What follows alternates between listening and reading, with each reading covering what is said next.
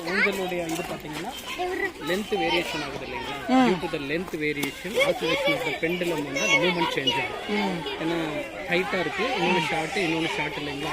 ஒரு common factor என்னன்னா, இப்போ இங்கேருந்து நான் அந்த டிஷ்ஷை போய் உங்களை தொட்டுட்டு வாங்கன்னு சொல்கிறேன், ஒரு நிமிஷம்னா நீங்கள் ஒரு 10 டைம் போவீங்க. அதே இங்கே மேடம் இருக்கிற வரைக்கும் மட்டும் போயிட்டு வாங்கன்னா 15 டைம் போவீங்க. அதே இங்கே போயிட்டு வாங்க அப்படின்னா 20 டைம் போவீங்க. ஸோ என்னன்னா லென்த்து குறையுது.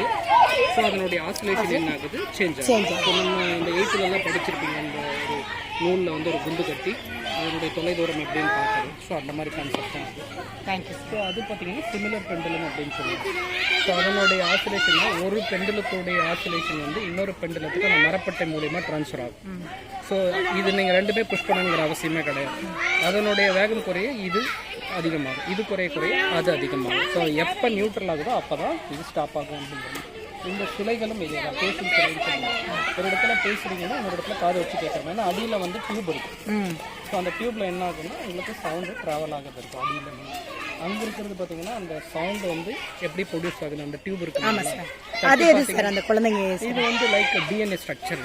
Okay sir. நம்மளுடைய இது சொல்லுவாங்க இல்லைங்களா, ஜீன் ஃபார்மேஷன், இது சக்கரை மாலிக்கூறுகளால் எப்படி ஃபார்ம் ஆயிருக்கு.